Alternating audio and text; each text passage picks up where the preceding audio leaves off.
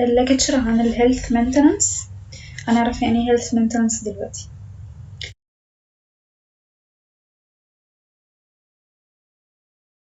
هنتكلم النهاردة عن الجايد لاينز بتاعت ال USPSTF أو ال United States Preventive Service Task Force.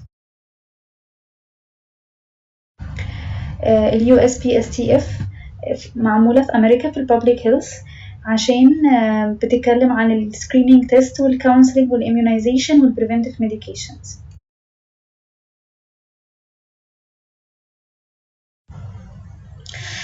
في recommendations لل USPSTF متقسمة ل5 classes A و B و C و D و I according للstrength بتاع الإيفيدنس بتاع كل recommendation.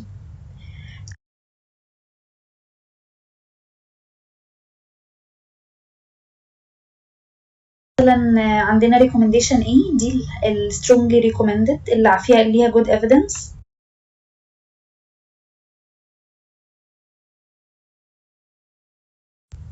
recommendation B يعني recommended.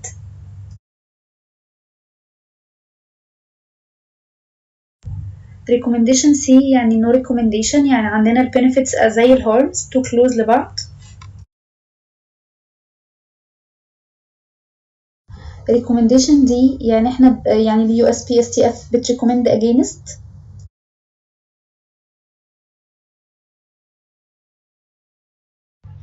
recommendation I يعني insufficient evidence عشان to make a recommendation.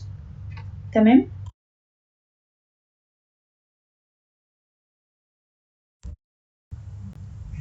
الريكومنديشنز اللي هنتكلم عليها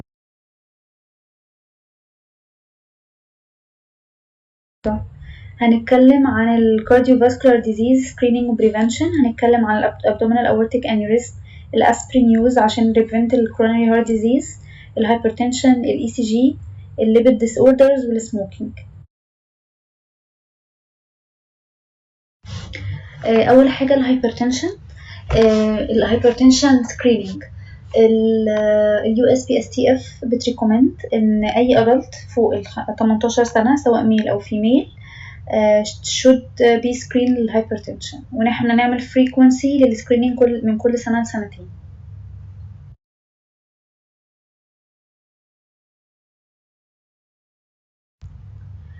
الديسليبيديميا عندنا هنا grade A recommendation ان اي ميل فوق 35 سنة strongly recommended ان احنا نعمل screening للديسليبيديميا، ولو سنه اصغر شوية يعني من 20 ل 35 سنة نعمل screening لو هو at increased risk of coronary heart disease. ده بالنسبة للميل. للفيميلز الريكومنديشن بتبدأ عندنا من سن 45 سنة، يعني أي فيميل فوق 45 سنة should be screened للديسليبيديميا، أو لو سنها أصغر من 20 ل 45 سنة لو عندها increased risk of coronary heart disease.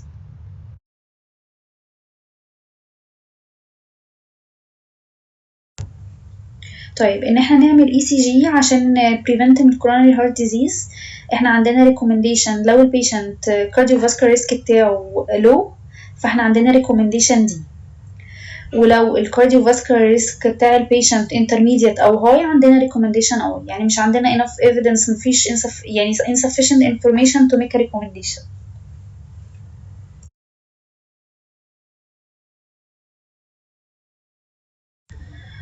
طيب السموكينج طبعا grade A recommendation إن كل clinicians recommend against ال tobacco use، وإن احنا نبروفايد على البيشنت إن هم يعملوا tobacco cessation في كل visit العيان بيجيلي فيها، وكذلك لل pregnant females.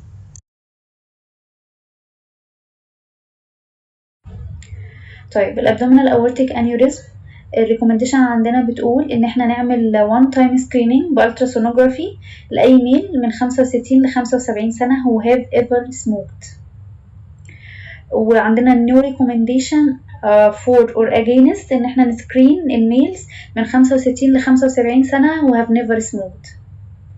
وفي الومن عندنا recommendation against routine screening للabdominal aortic aneurysm.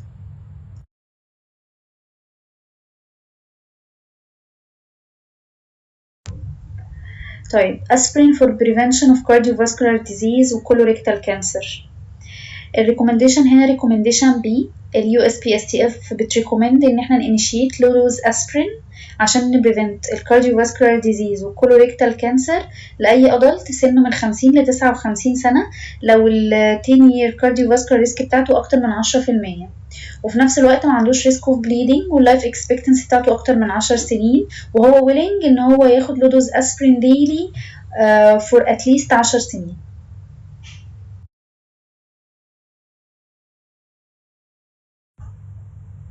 طيب لو البيشنت سنه من 60 ل 69 سنة بيبقى قرار ان احنا نبدأ لو دوز اسبرين هنا individualized على حسب كل بيشنت، على حسب اللايف اكسبكتنسي بتاعته وعلى حسب الكارديوفاسكولار ريسك بتاعه، ان هو ويلنج ان هو ياخد لو دوز اسبرين ديلي لمدة 10 سنين ولا لأ.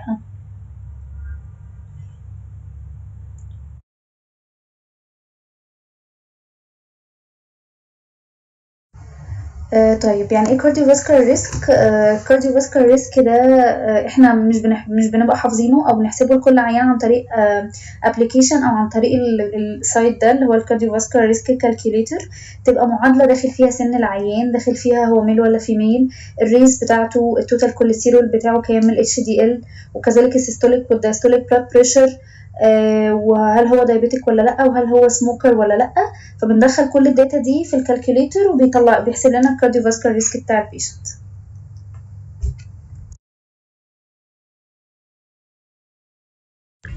طيب تايب 2 diabetes screening، اليو اس بي اس تي اف بتريكومند ان احنا نسكرين الابنورمال بلاد جلوكوز لاي ادلت من 40 ل 70 سنه لو هو اوفر ويت او اوبيس.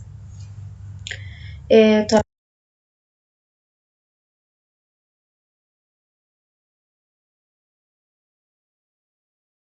الاي دي اي بقى، الاي دي اي هنا بتريكومند ان احنا نعمل سكريننج للدايابيتس، ان احنا يعني نتست في البري دايابيتس او الدايابيتس في الاسيمتوماتيك ادلتس في حالات معينه. لو الادلت ده اوفر ويت او اوبيز وعنده ريسك فاكتور من الحاجات دي، first degree relative with diabetes, high risk race، عنده history of coronary heart disease أو cerebrovascular disease، عيان hypertension، dyslipidemic، patient عندها polycystic ovary، أو في physical inactivity، أو في cancers nigricans أو severe obesity. طيب أو لو البيشنت بري دايابيتس، أو لو female جالها gestational diabetes، أو أي adult male أو female فوق 45 سنة. طيب لو الريزلتس طلعت نورمال، احنا الفريكونسي بتاع السكريننج بيبقى كل 3 سنين، ده according للاي دي اي.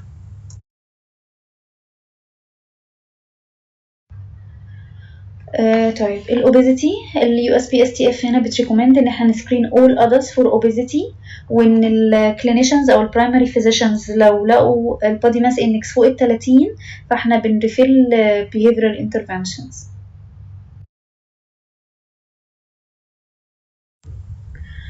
الكانسر سكريننج هنتكلم عن البلادر والبريست والسيرفيكال والكولوريكتال واللانج والاوفيريان والبروستات والتستيكولار كانسرز.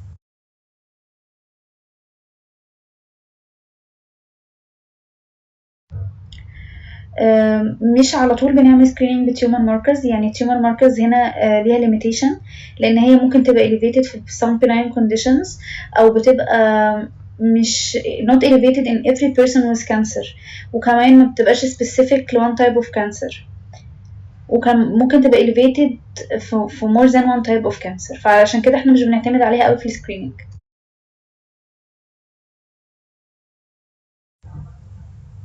البلادر كانسر في الادرس احنا عندنا insufficient evidence ان احنا نعمل سكريننج للبلادر كانسر في الادرس.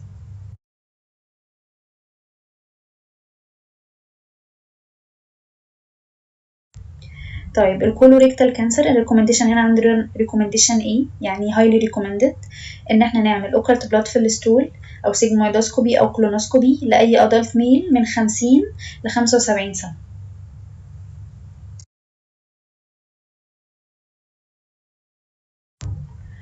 طيب لو البيشنت سنه اكبر من 75 سنة، يعني 76 سنة ل 85 سنة، هنا بيبقى السكريننج برضو individualized according للبيشنت، هل هو عمل سكريننج قبل كده او ولا لأ، هل البيشنت عنده comorbidities ولا لأ، هل هو يعني healthy enough ان هو undergo treatment لو لا قدر الله طلع عنده colorectal cancer.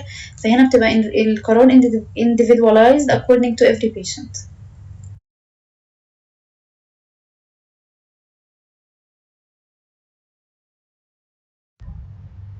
طيب البروستات كانسر اليو اس بي اس تي اف بتريكومند اجينست ان احنا نسكرين بالبي اس اي، بس الاي سي اي بتريكومند ان احنا اي ميل فوق ال50 سنه نسكرين للبروستات كانسر بي اس اي.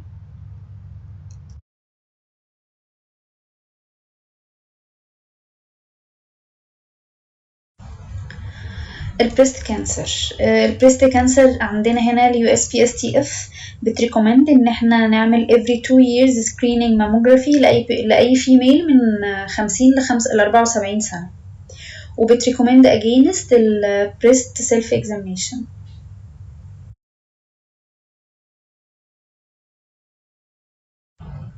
طيب السيرفايكال كانسر الريكومنديشن عندنا هنا ان احنا نعمل لاي فيميل من 21 ل 65 سنه باب سمير او سيتولوجي كل 3 سنين، او لو الفيميل عايزه تطول الانترفال بتاعه السكريننج يبقى تعمل كل 5 سنين سيتولوجي وهيومن بابيلوما فيروس تيست.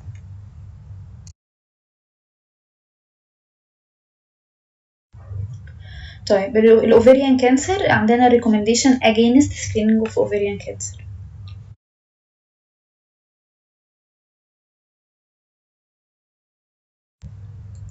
اللان كانسر الريكومنديشن هنا عندنا ان احنا نعمل annual screening below with CT chest لاي adult male من 50 ل 80 سنه who have ever smoked او حتى لو quit smoking في خلال ال past 15 years او لو هو currently smoke. السكريننج هنعمله discontinuation once person has not smoked في ال past 15 years.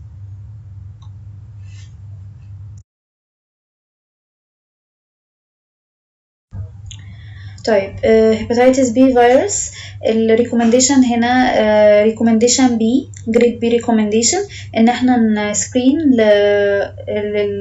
hepatitis B virus للهاي ريسك جروب اوف يعني للهاي ريسك اوف فور انفكشن الهاي ريسك جروبس.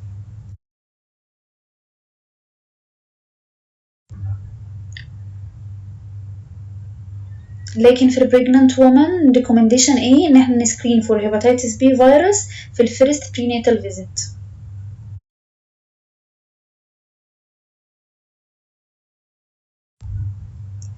ال HIV عندنا ريكومنديشن بتقول ان احنا فور الادلتس والادوليسنتس من سن 15 ل 65 سنه ان احنا نعمل سكريننج ل HIV، ولو واليونجر ادلتس اليونجر ادوليسنتس او الاولدر ادلتس لو بس في increased risk. في البريجنانت فيميلز ريكومنديشن ايه ان احنا نعمل سكريننج لاول بريجنانت وومن فور HIV حتى لو البيشنت ان ليبر وما عملتش التست بتاع ال HIV قبل كده، فاحنا لازم نسكرين فور HIV even لحظة الولادة.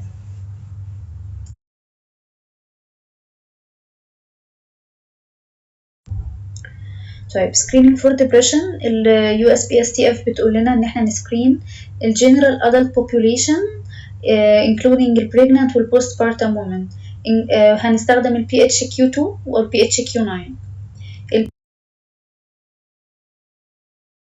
PHQ2 ده questionnaire لطيف في سؤالين بس ان احنا بنسأل هل في little interest او pleasure او في feeling down او depression.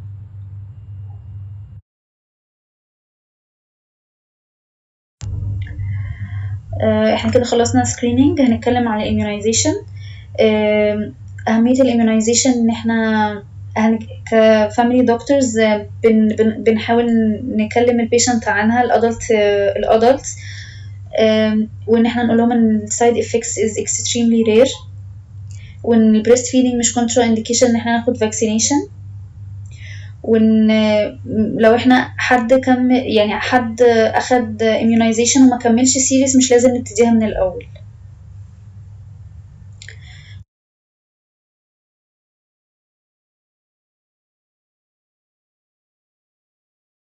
ده الجدول بتاع الادلت immunization في اليو اس اي في 2016. اللون الأصفر ده يعني recommended للage group، او لو البيشنت ما خدش الانفكشن قبل كده، او البيشنت ما خدش الفاكسين قبل كده. اللون الموف ده للهاي ريسك جروبس، يعني مثلا النيوموكوكال فاكسين والهيباتيتس فاكسين والمننجوكوكال ده للهاي ريسك جروب.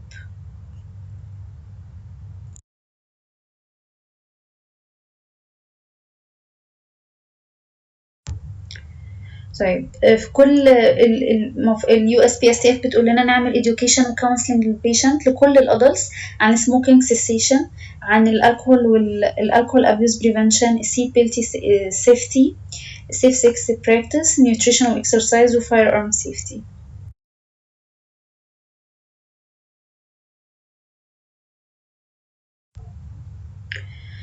الجيرياتريك health maintenance.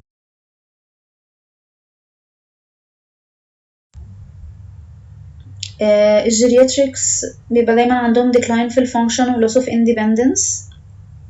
ليه بنعمل لهم preventive service؟ عشان نحسن quality of life، عشان يبقوا satisfied، ويبقى في maintenance للindependence والproductivity.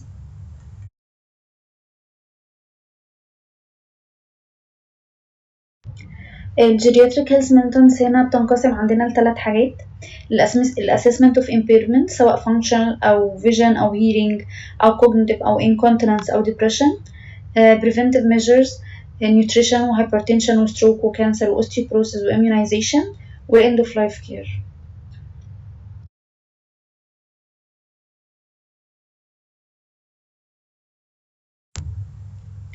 طيب ايه الفانكشنال ستاتس دي؟ بتريفير الابيليتي to perform activities necessary او desirable in daily life. الاكتيفيتيز بتتقسم ل3 حاجات: basic activities of daily living او intermediate activities of daily living و advanced activities of daily living.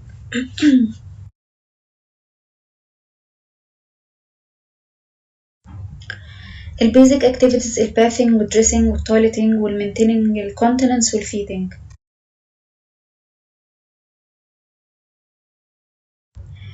الانترميديت الشوبينج، الدرايفنج، اليوزنج التليفون، doing home repair، الميلز، taking medications، اللوندري.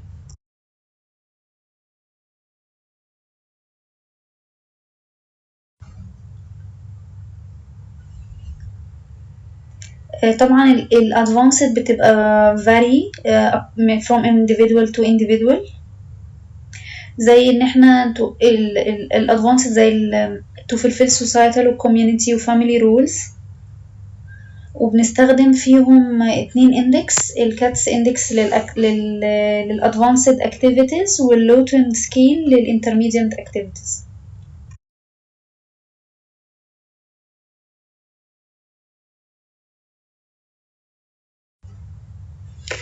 الاوستيوبروسيس ريكومنديشن هنا عندنا ان احنا نعمل سكريننج للومن سنهم من 65 سنه and older روتين للاوستيوبروسيس بان احنا نستخدم الدكسا سكان، وبنعمل روتين سكريننج بداية من ال age of 60 for women at increased risk of osteoporotic fractures اللي عندهم low body weight.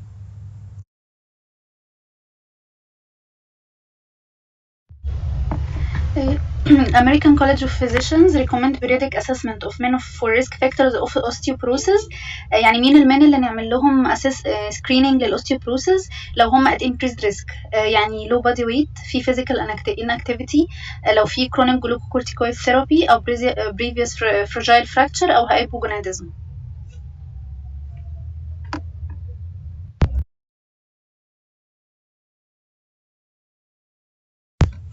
بالنسبة للadolescent health maintenance، adolescents should be screened for the following conditions during clinical preventive services visits.